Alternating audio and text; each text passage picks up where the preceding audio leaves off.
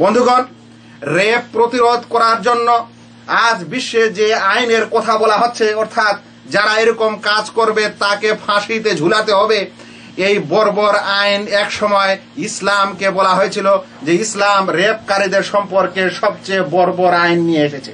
কি বলছিল? ইসলাম নিয়ে এসেছে সবচেয়ে বর্বর আইন, যে তাকে হত্যা করে দিতে হবে, রজম করে দিতে হবে, পাথর মেরে তাকে হত্যা করতে হবে।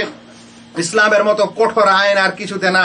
কিন্তু আশ্চর্যের বিষয় হলো আজ বর্তমান যুগেও মানুষ এই আইন তলব করছে, এই আইন পাওয়ার জন্য দাবি জানাচ্ছে।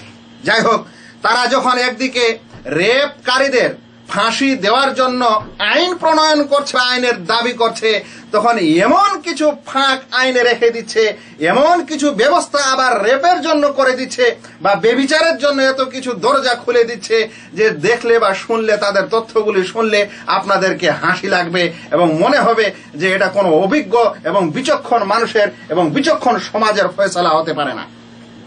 একদিকে তারা বলছে যে রেপকারীকে, ধর্ষণকারীকে ফাঁসি দিতে হবে, আর একদিকে আবার রেপ করার অনেকগুলো রাস্তা উন্মুক্ত করে দিচ্ছে। অর্থাৎ বলতে পারেন যে সামনের দরজাটা বন্ধ করে দিচ্ছে আর পিছনের দরজাটা খুলে দিচ্ছে। এরকম করে আবার পৃথিবীতে তারা বেবিচার দমনও করতে চাচ্ছে, আবার বেবিচারের ফাঁসি দিতে চাচ্ছে, আর অন্যদিকে রাস্তাগুলি, পথগুলি বন্ধ করছে না। শুনেন কিছু পথ শুনেন যে তারা কিভাবে এই রেপের ব্যবস্থা করে দিচ্ছে, আবার রেপকারীকে ফাঁসি দেওয়ার চেষ্টা করছে। দুটি অপোজিট, এক অপরের পুরোপুরি বিপরীত মন্তব্য এবং নিয়ম। 1 নম্বর, তারা বলেছে যদি পৃথিবীর কোন স্থানে কোন দুইজন ছেলে এবং মেয়ে আপোষে সম্মতিক্রমে বেবিচার করে, জেনা করে, তাহলে তাতে কোনোই দোষ নাই। তাহলে কি নাই? তাতে কোনোই দোষ নাই। সেটা উপমহাদেশেরই ল হোক কিংবা আরো অন্যান্য দেশের ল হোক, যেখানে ইসলামিক আইন নাই, সেরকম প্রত্যেকটা দেশে কথা বলা হয়েছে যে যদি সম্মতিক্রমে, উভয়ের সম্মতিক্রমে এই কাজটা হয়, তাহলে ওটাকে তো রেপ তো বলা দূরের কথা, ওটার কোনো কেস এবং কোনো আইনই নেই।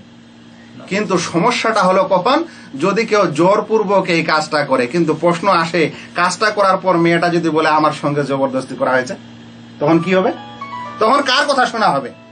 আমি যে কথা বলছিলাম যে তারা একদিকে রেপ বিষয়টাকে, রেপকারীদেরকে ফাঁসির দাবি করছে, আর অন্যদিকে আবার স্বেচ্ছায় এই কাজকারীকে কিছুই বলছে না। তাহলে একদিকে দরজা বন্ধ করলো আর একদিকে দরজা খুলে রাখলো। এখানে কয়েকটি কথা বলার প্রয়োজন আছে যে যদি স্বেচ্ছায় এরকম করার কথা বলা হয়, তাহলে সেটা কি খারাপ জিনিস না বা মন্দ হয় না? ওরা বলতে চায় যে জবরদস্তি ধর্ষণ করলে মেয়ের শারীরিক অনেকগুলা ক্ষতি হয়, সমস্যা হয়, আর যদি স্বেচ্ছায় করে তাহলে কোনো ক্ষতি হয় না। আমি বলবো ঠিক আছে, যদি স্বেচ্ছায় করার কারণে শারীরিক কোনো ক্ষতি নাও হয়, তাহলে বলেন তো মহিলার মান, সম্মান, ইজ্জত, সম্ভ্রমে হস্তক্ষেপ হয় না? এই মহিলার মান, সম্মান, ইজ্জত যায় না? যদি যায় তাহলে ওই দিকটাই কেন চিন্তা করতে হবে? আর 2 নম্বর, প্রত্যেক ব্যক্তি তার স্ত্রী, তার মেয়ে, তার মা বোনের সম্পর্কে এরকম সম্মতি মানতে পারে কি? না। তো যদি মানতে না পারে, তাহলে অন্যকে মানার এই ব্যবস্থা কেন করে দেওয়া হচ্ছে? 3 নম্বর, স্বেচ্ছায় এই কুকর্মটি ঘটার পর যদি তার পেটে সন্তান চলে আসে আর সেই ছেলেকে বিবাহ না করে, তখন কি হবে? আর সেই কারণে আজও হাসপাতালগুলিতে ভ্রূণ হত্যা, গর্ভপাত, অমুক তমুকের ব্যবস্থা করতেই হচ্ছে। কোথাও বন্ধ করতে পারে না পুরোপুরি, কারণ অন্য কারণে সেটা বন্ধ করেছে, কিন্তু এই সকল কারণের জন্য আবার তাদেরকে ওপেন করতে হয়, খুলতে হয়। তারপর যদি সেই সন্তানটা কোনো কারণে পৃথিবীতে এসেই যায়, তাহলে তার গার্জিয়ান কি হবে এবং তার অবস্থা কি হবে? সমাজে তার মর্যাদা কতখানি হবে? তাহলে এ সকল সমস্যা কি সম্মতিক্রমে এই কুকর্মটি করার পর সমাধান হবে?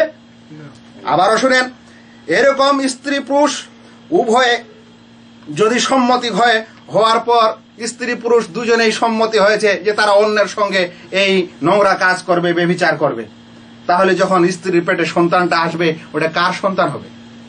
এরকম অবৈধ সন্তান মানুষ, এরকম সমাজে যারা এই আইনকে বলবৎ রেখেছে বা সম্মতি দিয়েছে, তাদের ওই সমাজে এরকম অবৈধ সন্তান, অথচ তারা স্বামী স্ত্রী, তাদের গর্ভে জন্ম নেয় এবং তাদের বাড়িতে বড় হয়। বন্ধুগণ, তারপরে সবচাইতে বড় সমস্যা হলো এই যে যখন এরকম অপরাধগুলি হয়, হওয়ার পর যখন সেই বাচ্চা এই পৃথিবীতে আসে বা এই সন্তান পৃথিবীতে আসে, আসার পর যখন সে গার্জিয়ান হারা হয়, তখন তারা এই রাস্তায় এবং সমাজে তাদের যেহেতু কোনো চিহ্ন নেই, তাদের সমাজে যেহেতু কোনো সম্মান নেই, সেই কারণে তারা যেমন করে হোক সমাজে এমন অপকাজে জড়িয়ে যায় যে যেখানে ইজ্জত বেইজ্জতের তারা কোনো তোয়াক্কা করে না, অতঃপর সমাজ নষ্ট হয়ে যায়। তো আমি যে কথা বলছিলাম সেটি হলো এই, যে যারা বলেছে যে সম্মতিক্রমে এই কাজটি করলে, নাউজুবিল্লাহ, ইসলাম বলেনি, যারা সম্মতিক্রমে এই কাজটি করাকে বৈধ করেছে তাদের মাথায় কি এতগুলো ত্রুটি ধরা পড়ে না? না, তারা আসলেই একদিকে খামাখাই শুধু বলছে, হইচই করছে যে মহিলাদের হক দিতে হবে, মহিলাদের অধিকার দিতে হবে, আর সবকিছু রেপকারীদের এইরকম করতে হবে, আর অন্যদিকে আবার রেপ করার ব্যবস্থা খুলে রাখছে। বন্ধুগণ, তারা বলছে রেপকারীদের ফাঁসি হোক, এই দাবি করছে, আর অন্যদিকে ছেলে মেয়ে প্রেম করুক এর বৈধতা জানাচ্ছে। ছেলে মেয়ে কি করুক? ছেলে মেয়ে প্রেম করুক, অবাধে মিলামেশা করুক, তারা রাস্তাঘাটে মেলামেশা করুক, তারা স্কুল কলেজে মেলামেশা করুক, তারা বন্ধুত্ব করুক, এমনকি সেই কারণে প্রেম দিবস, ভ্যালেন্টাইন ডেও উদযাপন করা হচ্ছে। তাহলে একদিকে ছেলে মেয়েকে অবাধে প্রেম করার বৈধতা দেওয়া হবে, আর অন্যদিকে জেনাকারীকে, রেপকারীকে ফাঁসির কাঠে ঝুলানো হবে। এরকম দুই ধরনের অপোজিটওয়ালা আইনের মাধ্যমে রেপ এবং ধর্ষণ নিরাময় হতে পারে কি? বন্ধুগণ, তারা একদিকে ধর্ষণকারীর ফাঁসি চাচ্ছে, অন্যদিকে আবার পতিতালয় তৈরি করছে, পতিতালয় করার আবার লাইসেন্সও দিচ্ছে। তাহলে যে সকল দেশে এই আইন করার ব্যবস্থা করলো, আর অন্যদিকে আবার বেবিচার করার জন্য একটা পট্টি তৈরি করে দিল, একটা কলোনি তৈরি করে দিল, একটা রোডে তাদের ব্যবস্থা করে দিল বসবাসের, কিভাবে রেপ এবং ধর্ষণ প্রতিরোধ হতে পারে, শেষ হতে পারে? তাই বলছিলাম যে একদিকে আইন করছে আর একদিকে দরজা খুলে দিচ্ছে। তারা রেপকারীদের ফাঁসির দাবি করছে, অন্যদিকে আবার নাইট ক্লাব এবং 5 স্টার হোটেলে রেপ করার সুব্যবস্থা করে দিচ্ছে। তাহলে একদিকে ফাঁসি চায় আর একদিকে আবার রাত্রিবেলায় এগুলোর ব্যবস্থা করে দেয়। কিভাবে রেপ এবং ধর্ষণ পৃথিবী থেকে বন্ধ হতে পারে? বন্ধুগণ, তারা একদিকে ফাঁসি চাচ্ছে, অন্যদিকে বাজার এবং ইন্টারনেট জগতে পর্নোগ্রাফি ছড়িয়ে শেষ করে দিয়েছে সমাজকে। পর্নোগ্রাফি হলো সেই উলঙ্গ এবং ল্যাংটা ও বেহায়াপনার ছবি যেগুলো তারা আজ বাজারজাত করেছে। যদি একজন ছোট মস্তিষ্ক, একজন শিশু সন্তান, আপনাদের শিশু সন্তান যাদের বয়স 8-10 বছর হয়েছে, তারা যদি ইন্টারনেট খোলার সময় দেখতে পায় যে একজন স্ত্রী এবং পুরুষ, একজন ছেলে এবং মেয়ে যে কুকর্মটা করছে, তাদের অন্তরে কি প্রভাব পড়তে পারে? এই জিনিসকে আজকালকার যতগুলো লোক যারা এরকম আইনের এবং অধিকারের কথা বলে, তাদের মাথায় কি এটা ঢুকে না?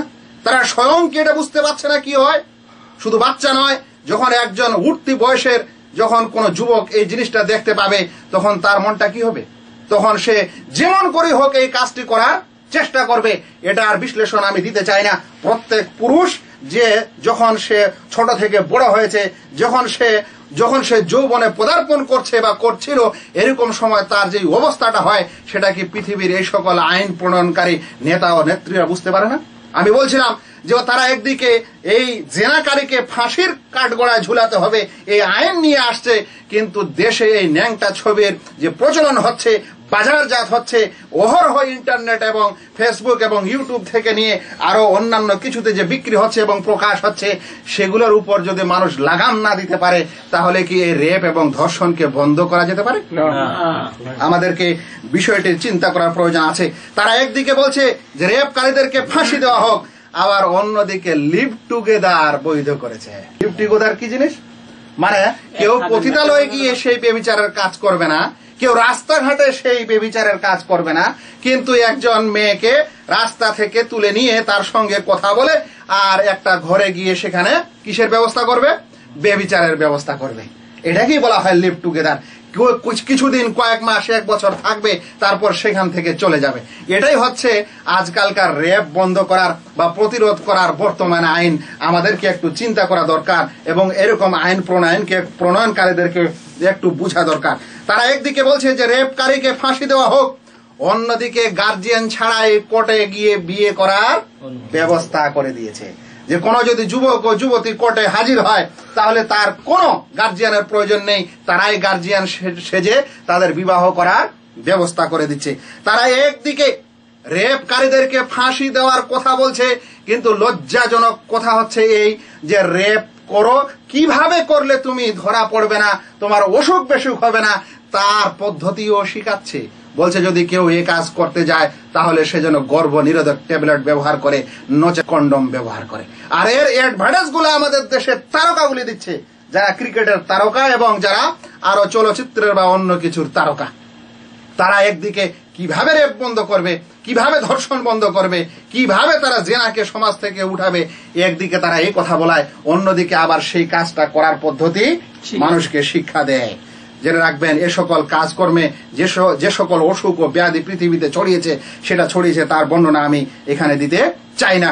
আমি শেষ এ বিষয়ে কথা বলতে চাই যে তারা একদিকে রেপকারীদের ফাঁসির কথা বলে, অন্যদিকে যখন ওয়ার্ল্ড কাপ এবং অলিম্পিক খেলা হয় তখন সারা জগৎ থেকে, সারা বিশ্ব থেকে এরকম কুমারী মহিলাদেরকে সেখানে নিয়ে গিয়ে আনন্দ ও আমোদ ফুর্তির ব্যবস্থা করে। এগুলো সব ইন্টারনেট এবং খবরের কাগজে প্রকাশ হয়। যারা সচেতন ভাই তারা সকলেই এই কথাগুলি জানেন। তাহলে আমি বলছিলাম যে যদি আজ মানুষ সত্যিকারে পৃথিবীর এই সকল মুসলিম হোক বা অমুসলিম হোক, যারা এই সকল আইনের কথা বলছে যে আমাদেরকে পৃথিবী থেকে বেবিচার দূর করতে হবে, রেপ দূর করতে হবে, তাহলে এরকম আইন একদিক দিয়ে দূর করতে হবে আর একদিক দিয়ে দরজা খুলতে হবে। যদি করে রাখে তাহলে কখনোই এই বেবিচার বন্ধ হতে পারে না।